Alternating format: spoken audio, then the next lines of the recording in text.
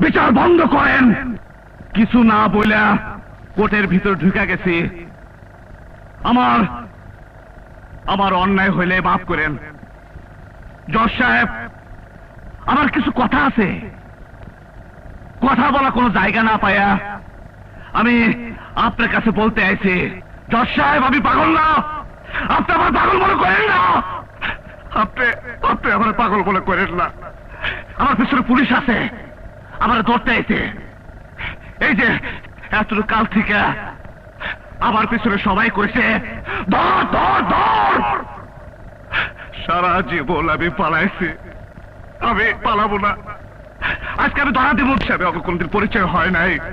আর এই যে আমি এদেশের মানুষ, এদেশে খাই, এদেশে পড়ি, এদেশে বাস করি। আমার আমার আমার বাড়ি নাই।